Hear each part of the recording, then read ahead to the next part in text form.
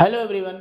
आइए देखते हैं आज हम लेंस की अभिसारी और अपसारी प्रकृति क्या होती है। लेंस की अभिसारी और अपसारी प्रकृति क्या होती है। तो हम लोग दो लेंस जाने थे, एक का नाम था अवतल लेंस और दूसरे का नाम क्या जाने थे, उत्तल लेंस।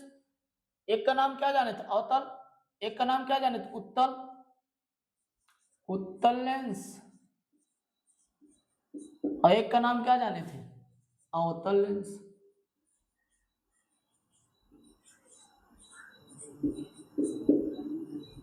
अवतल लेंस। आइए उत्तल लेंस कैसा होता है देख लेते हैं। कल इससे हम लोग देखे थे। ये इसका क्या होता है, तल होता है और ये मुख्य अक्ष होती है। यहाँ पे क्या होता है, सर प्रकाशिक केंद्र होता है। अगर देखिए, इधर देखिए, अगर हम बात करें, अगर मुख्य अक्ष के समानांतर प्रकाश आ रही, मुख्य अक्ष के समानांतर प्रकाश आ रही तो ये एक बिंदु से जाती है, किसमें, उत्तल लेंस में। अगर ये मुख्य अक्ष के समानांतर प्रकाश आ रही तो कहाँ जाएगी, सर एक बिंदु से जाएगी। अगर मुख्य अक्ष के समानांतर प्रकाश आ रही तो कहां से जाएगी, सर एक बिंदु से जाएगी। अगर मुख्य अक्ष के समानांतर प्रकाश आ रही तो कहां से जाएगी, सर एक बिंदु से जाएगी। जिस बिंदु पे जाती है, जिस बिंदु पे जाती है उसी को हम लोग कहते हैं F2। जितनी दूरी इतनी इसकी होगी उतनी दूरी इधर कर दीजिए कि ये क्या मिल जाएगा, ये आपका F1 मिल जाएगा। तो कहेंगे ऐसे लेंसों को हम लोग क्या कहेंगे, अभिसारी लेंस कहेंगे। आइए देखते हैं कैसे अभिसारी लेंस कहेंगे। अभिसारी लेंस। अभिसारी लेंस की प्रकृति जान लेते हैं कैसे होता है। प्रकाश की किरणें उत्तल लेंस से गुजरने पर जिस बिंदु पर इकट्ठा होती हैं, जिस बिंदु पर इकट्ठा होती हैं उसकी प्रकृति कहा जाता है कि ये अभिसारी लेंस की प्रकृति होती है, क्योंकि ये क्या कर रहा है, प्रकाश की किरणों को इकट्ठा कर रहा है, अभिसारी कर रहा है। मतलब इसकी प्रकृति कैसी होगी, अभिसारी होगी। अभिसारी लेंस में यही होता है कि प्रकाश की किरणों को एक जगह इकट्ठा किया जाता है, एक जगह इकट्ठा किया जाता है, एक जगह इकट्ठा किया जाता है। तो उसके हम लोग ऐसे लेंसों को क्या कहेंगे, अभिसारी लेंस कहेंगे। तो उत्तल लेंस को हम लोग अभिसारी लेंस भी कहते हैं, उत्तल लेंस को अभिसारी लेंस कहते हैं। आओ अवतल लेंस देख लेते हैं। अवतल लेंस, अवतल लेंस को देखेंगे तो अवतल लेंस कुछ ऐसा दिखाई देता है, ऐसा।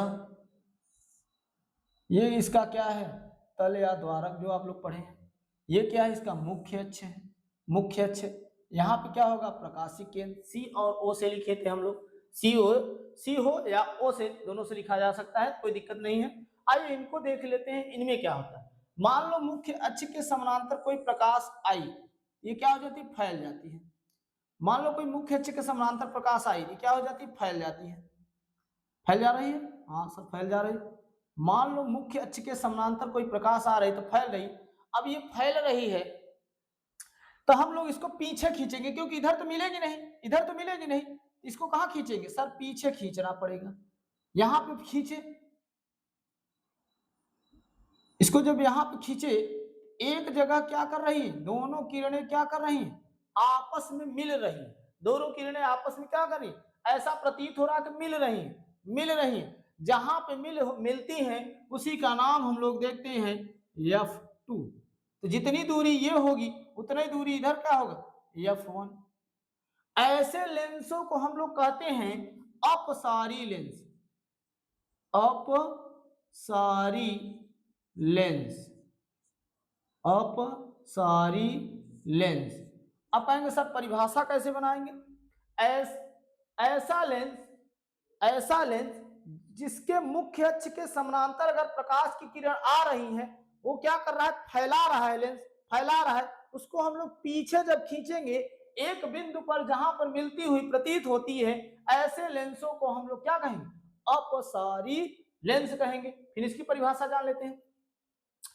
ऐसा लेंस, ऐसा लेंस जो मुख्य अक्ष के समानांतर प्रकाश जा रही है, प्रकाश जाने के बाद अगर लेंस से क्रॉस होकर जहां पर वो पूरी की पूरी प्रकाश की किरणें क्या करें, मिल रही हैं, मिल रही हैं, ऐसे लेंसों को हम लोग कहते हैं अभिसारी लेंस।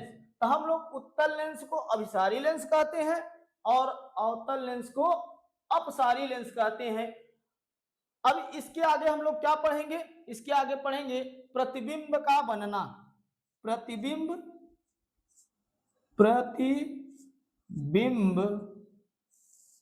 का बनना नियम के अनुसार, एक एक नियम को हम लोग पढ़ेंगे, एक एक नियम को, तभी जाके ये लेंस क्लियर होगा। नियम के अनुसार, नियम के अनुसार।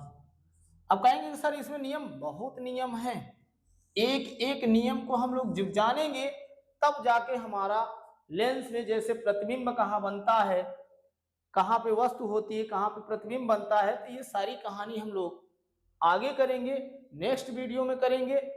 आपको अगर ये वीडियो पसंद आया हो तो सब्सक्राइब करिए, शेयर करिए, कमेंट करिए, ज़्यादा से ज़्यादा शेयर करिए। धन्यवाद।